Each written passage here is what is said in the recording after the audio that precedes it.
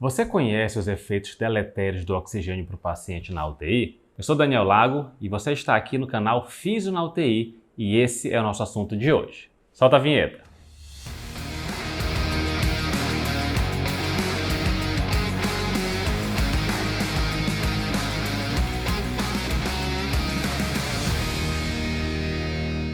O uso do oxigênio terapêutico na UTI é muito comum. Quantos pacientes você já viu na UTI recebendo suporte de oxigênio terapia ou mesmo oxigênio por meio de tubo traqueal ou cânula de traqueostomia? É um gás extremamente comum utilizado no tratamento de hipoxemia e da insuficiência respiratória hipoxêmica. Mas, como qualquer outro tipo de droga, o oxigênio em excesso faz mal. Então é importantíssimo que você tenha isso em mente. O ideal é que você ofereça o mínimo possível de oxigênio para o paciente que está na UTI, somente aquela dose necessária. Quanto mais tempo o paciente é exposto ao oxigênio, quanto maior a dose, maiores são os riscos dele desenvolver algumas alterações. O principal efeito do oxigênio no organismo, efeito negativo, é o aumento das espécies reativas de oxigênio. A partir daí, começam a haver várias outras alterações que vão desencadear como via final a apoptose celular, ou seja, a morte da célula. Além do aumento das espécies reativas de oxigênio, o uso excessivo de oxigênio na terapia intensiva pode desencadear o que nós chamamos de atelectasia por absorção. Olha só. Um dos gases que se mantém nos alvéolos após a nossa expiração e que trabalha conjuntamente com outras forças para manter os alvéolos abertos e evitar o colapso pulmonar é o nitrogênio. O nitrogênio tem uma molécula grande que é pouco permeável à membrana alveolo-capilar. Dessa forma, ele fica no alvéolo após a expiração. Quando você oferece somente oxigênio, que é altamente permeável, você tira o nitrogênio lá do alvéolo e o oxigênio não fica lá dentro também.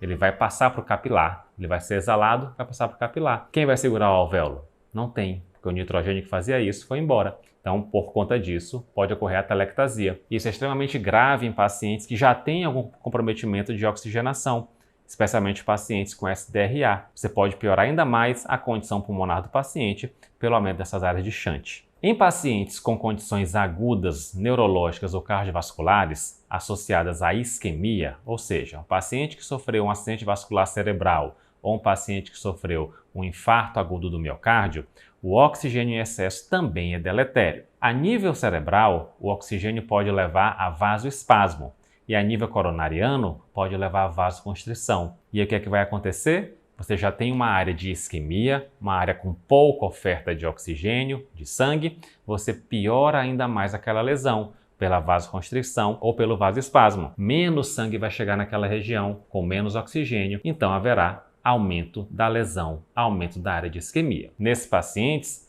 tolera-se saturações periféricas de até 90 a 92%, com uma recomendação fraca, e até 93% com recomendação forte, ou seja, você só deve oferecer oxigênio a esse paciente caso a saturação periférica esteja abaixo de 93%. Se estiver acima de 93%, não há necessidade alguma de oferecer suporte de oxigênio. E isso era uma conduta muito comum antigamente. Todo paciente que infartava, por exemplo, recebia suporte de oxigênio. Isso ficou no passado. Não se faz mais. Então, vamos oferecer somente oxigênio para o paciente que realmente precisa, que tem hipoxemia. No caso dos pacientes com condições agudas isquêmicas, saturações periféricas inferiores a 93%. Um outro efeito negativo do aumento das espécies reativas de oxigênio é o aumento da liberação de mediadores inflamatórios. No paciente que está cursando já com a doença inflamatória, que é muito comum a gente ter na terapia intensiva, como a SDRA, a CIRS, então são condições inflamatórias. Você oferecendo muito oxigênio, e detalhe, eu não estou falando aqui somente do suporte de oxigênio terapia, é no paciente de ventilação mecânica, a FO2 que você dá para ele, beleza? Então, nesses pacientes que já são inflamados, você vai aumentar ainda mais os mediadores inflamatórios, vai piorar ainda mais a inflamação. Então, mais um efeito negativo, mais um efeito deletério do oxigênio para o paciente na UTI. Como via final, o excesso de oxigênio vai causar dano no DNA e vai impactar também na respiração mitocondrial. Ou seja, quando você oferece muito oxigênio para o paciente, as células dele vão começar a morrer, apoptose celular. Por isso eu não canso de dizer, Oxigênio em excesso mata. Tenha uma conduta conservadora quanto ao uso de oxigênio. Não use oxigênio de forma indiscriminada em qualquer paciente. Paciente com dispneia, paciente com ansiedade, esses pacientes podem ter efeitos maléficos do oxigênio. Então, só use oxigênio em caso de hipoxemia, pacientes que têm PaO2 baixa, abaixo de 60, ou saturação periférica abaixo de 90%, salvo as exceções para esses níveis de saturação. Não ofereça oxigênio de forma indiscriminada, não esqueça disso, o oxigênio